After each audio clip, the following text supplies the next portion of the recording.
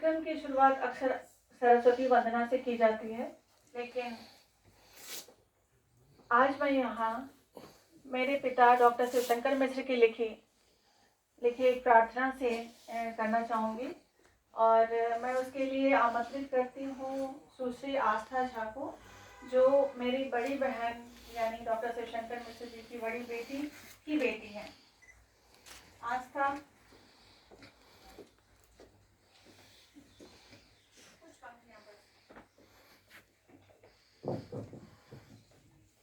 विघ्न पथ की हरो माँ, सफल जीवन करो माँ। विघ्न पथ की हरो माँ, सफल जीवन करो माँ। स्नेह का जो दीप जलता, कुटिल उसको पवन झलता।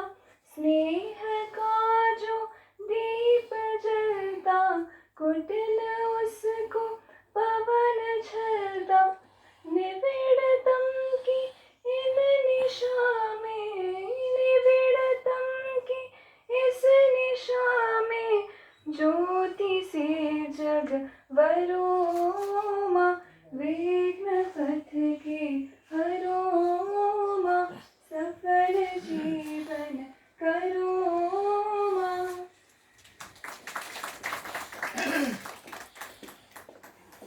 प्रार्थना तो लंबी थी, लेकिन मैंने थोड़ा संक्षेप में बस प्रार्थना से शुरुआत हो, वो भी पापा की लिखी हुई प्रार्थना से शुरुआत हो, तो हमारा कार्यक्रम शायद और ज़्यादा सफल हमें महसूस होगा और आप लोगों को भी मुझे विश्वास है कि अच्छा लगा होगा। हमारे पूरे परिवार के लिए ये बहुत ही भावुक पल है जब आप पिता की स्मृति में श्रद्धांजलि स्वरूप ये कार्यक्रम हमने रखा है और हमें विश्वास है कि उस अलौकिक दुनिया की किसी न किसी खिड़की से हमें वो देख रहे होंगे। ये मेरा सौभाग्य है कि पापा के कुछ ऐसे मित्र हैं जिनका दिल्ली में होना मेरे पिता के लिए हम सभी के होने से ज़्यादा महत्व रखता था। और रांची से दिल्ली आने की खुशी में हम तो शामिल होते थे, लेकिन हमसे ज़्यादा वे शामिल थे जिनसे आज हमारा मंच सुशोभित है। कार्यक्रम की औपचारिक शुरुआत करते हुए सबसे पहले मैं डॉक्टर मिश्र के बेटे श्री सुशील मिश्र जी से अनुरोध करूंगी कि वे मंच पर आएं और श्री शिव मंगल सिद्धांतकर जी का फूलों और शॉल से स्वागत करें।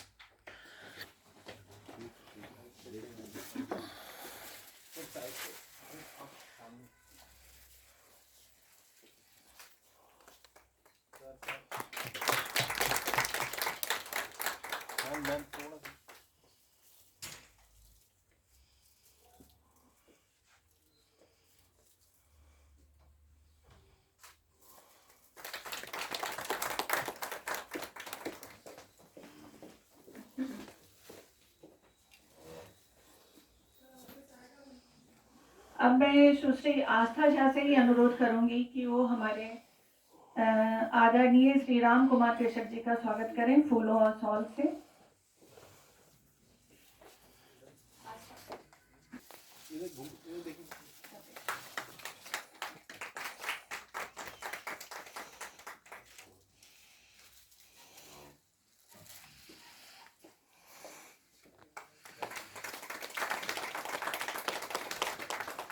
अब मैं श्री उदयन मिश्रा से अनुरोध करूंगी कि वह शॉल और फूल के साथ आदरणीय श्री मदन कश्यप जी का स्वागत करें।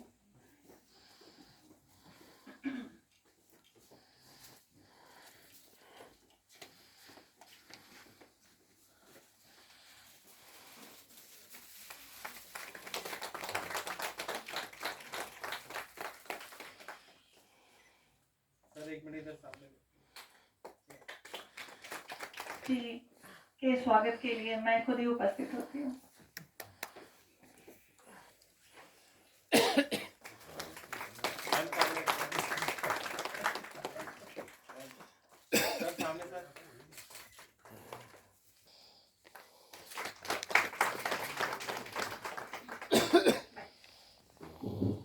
मैं हृदय से आभारी हूँ उन सभी मित्रों की जिन्होंने डॉक्टर मिश्र के दिवंगत होने के बाद भी साहित्य को जिंदा रखा, उनके परिवार के साथ बने रहे, उनकी शेष अप्रकाशित कृतियों के बारे में पूछते रहे और आज इस दिन तक यानी उनकी 6 पुस्तकों के प्रकाशन तक हमारे प्रेरणा स्रोत बने रहे। बहुत धन्यवाद और आभार आप सभी मित्रों का जिन्होंने इस प्रकाशन में आज के दिन को सफल बनाने में हमें योगदान दिया।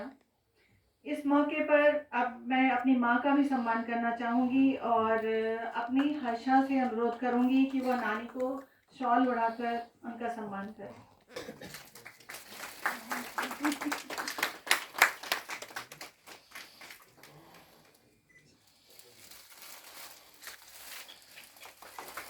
एक लेके आप देखना, आप भी देखिए उसको सामने, तीनों देखो देखो।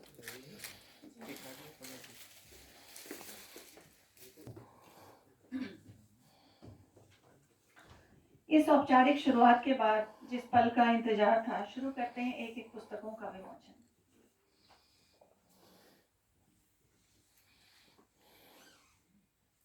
सबसे पहले हिंदी गजल की भूमिका।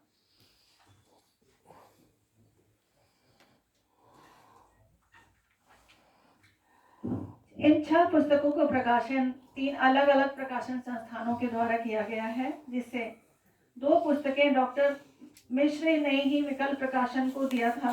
हालांकि उनके गुजरने के बाद काम रुक गया और अंततः उस कार्य को पुनर्जीवित करने में मैं सफल रही। एक पुस्तक मैंने सृजनलोक प्रकाशन की ओर से और 3 किताबों की जिम्मेदारी आदरणीय श्रीमती कुसुमलता सिंह जी ने ले ली। श्रीमती कुसुमलता सिंह जी स्वयं एक बेहतरीन लेखिका हैं, ने मेरे पिता की 3 किताबों को एक साथ स्वीकृत कर मेरे काम को बिल्कुल आसान कर दिया। और 3 किताबों पर जब विचार विमर्श चल रहा था इन तीनों पुस्तकों पर, तो इसकी स्वीकृति को मंजिल तक पहुंचाने में एक और महत्वपूर्ण व्यक्ति ने हमारा साथ दिया, जिनसे मैं उस समय तक अपरिचित ही थी, जिन्हें इस मौके पर भी मैं याद करना चाहूँगी, और वे हैं समकालीन भारतीय साहित्य के संपादक श्री बलराम। मैं हृदय से इन दोनों व्यक्तित्वों के प्रति अपना आभार प्रकट करती हूँ। सबसे पहले हिंदी गजल की भूमिका का विमोचन करेंगे और मैं श्री प्रत्यक्ष मिश्रा से अनुरोध करूंगी कि हिंदी गजल की भूमिका की कुछ प्रतियां मंच पर लेकर आए।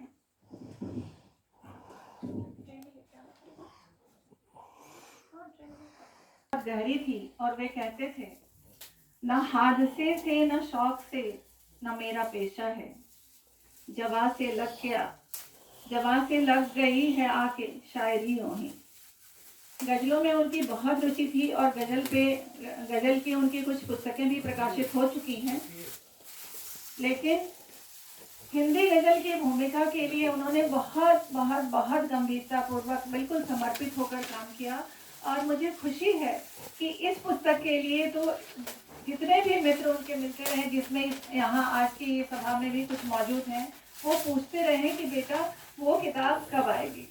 और मुझे खुशी है आज का ये दिन आ गया कि हम सभी हिंदी गजल की भूमिका का विमोचन कर रहे हैं।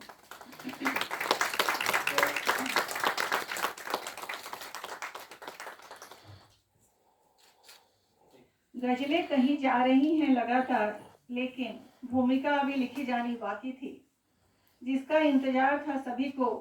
एक गजलकार जो डूब गया था गजलों के शेरों में और उसकी बहरों में, और बहुत गहराई से मोती चुन लाया है, और वही कीमती मोती हमारे समक्ष आ जाए। हिंदी गजल की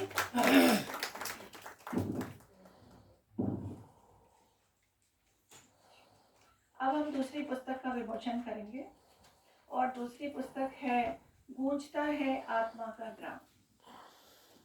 यह पुस्तक मेरे लिए बहुत विशेष है और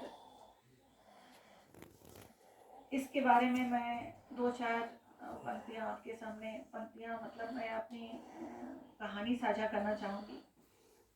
ये करीब नवंबर 2018 की बात है। पापा अक्सर ही बीच बीच में बीमार हो जाया करते थे और उन्हें लगता नहीं था कि वो 70 वर्ष की उम्र कभी लांघ पाएंगे।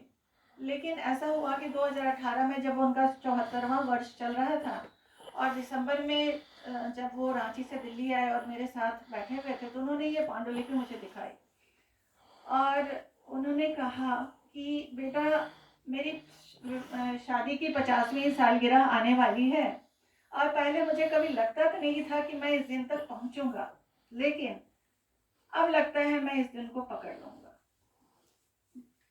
मुझे भी लगा कि क्योंकि पापा उस समय बिल्कुल स्वस्थ थे, मुझे भी लगा, लेकिन मुझे ऐसा लगता है कि उसी दिन पापा की इस बात को ही शायद पापा की ही नज़र लग गई। उसके एक हफ्ते के बाद ही उनको बहुत छोटे से मामूली सांस की परेशानी की वजह से उनको भर्ती होना पड़ा और वहाँ से वापस नहीं आ सके पापा।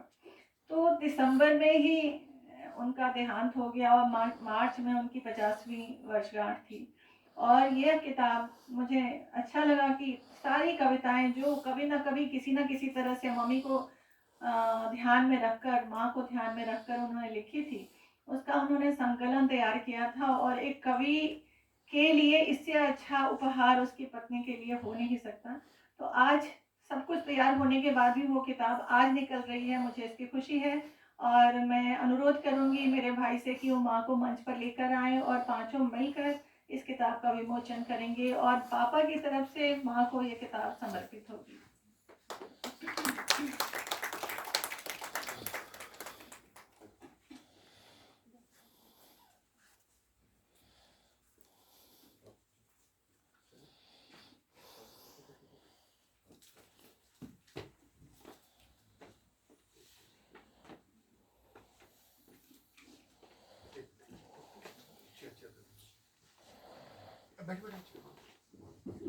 मैं आस्था झा से अनुरोध करूंगी कि गूंजता है आत्मा का ग्राम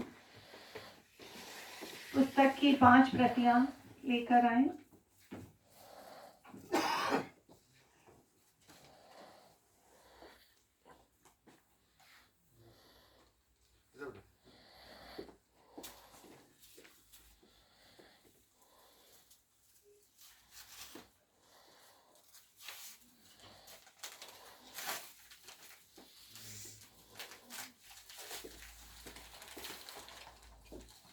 आप देखेंगे एक से एक बढ़कर कविताएं हैं जिनको आप पढ़ेंगे तो बस वो पूरी किताब आप पढ़ते ही चले जाएंगे। इतनी अच्छी कविताएं हैं और ऐसे भाव थे उनके अपनी पत्नी के प्रति।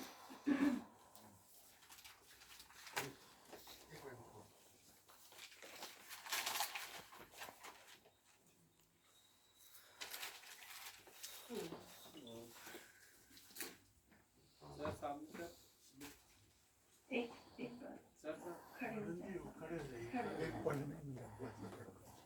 भाई तो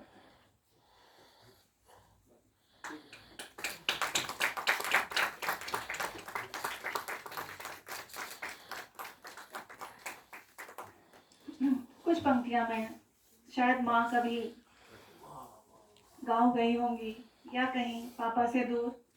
जाने कैसे बीतेंगे ये दिन, जाने कैसे बीतेंगे दिन, बस 2-4 पंक्तियां सुनाती हूँ उसकी। जाने कैसे बीतेंगे दिन, हार गया उंगली पर गिन गिन। जाने कैसे बीतेंगे दिन, हार गया उंगली पर गिन गिन। चैन नहीं आए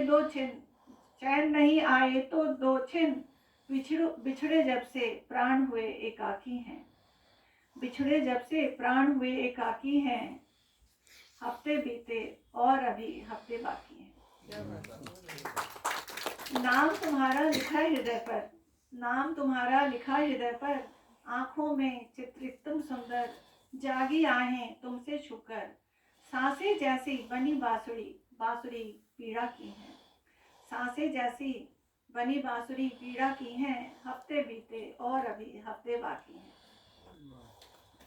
जाल तने हैं चारों रस्ते, नहीं निकलना संभव सस्ते। चांदी के दिन निकले जस्ते, सीमाएं 100 यहाँ एक अभिलाषा की हैं। सीमाएं 100 यहाँ एक अभिलाषा की हैं। हफ्ते बीते और अभी हफ्ते बाकी हैं।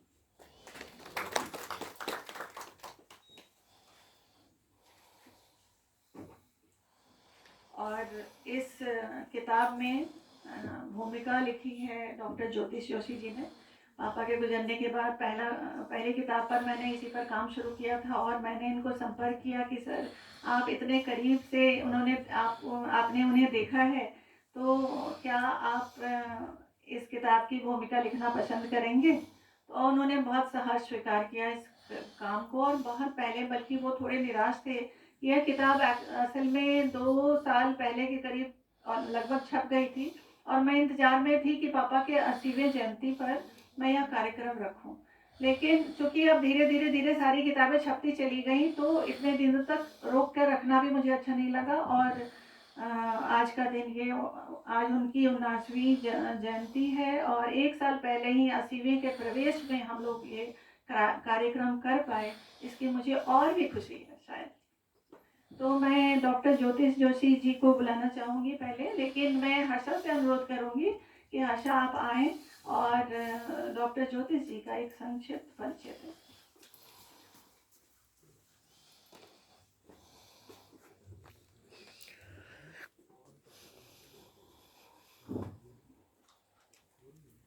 डॉक्टर ज्योतिष जोशी, जन्म 6 अप्रैल 1965, शिक्षा MA हिंदी दिल्ली विश्वविद्यालय तथा MPhil और PhD जवाहरलाल नेहरू विश्वविद्यालय नई दिल्ली।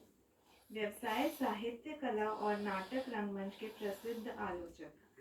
संस्कृति और परंपरा के समकालीन मूल्यांकन के लिए विशेष रूप से ख्याति। प्रकाशन हिंदी में इनकी 27 मौलिक पुस्तकें हैं। यह पुस्तकें हैं जैनेन्द्र और नैतिकता, आलोचना की छवियाँ, उपन्यास की समकालीनता, पुरखों का पक्ष, संस्कृति विचार, विमर्श और विवेचना, साहित्यिक पत्रकारिता, भारतीय कला के हस्ताक्षर, आधुनिक भारतीय कला, रूपंकर कृति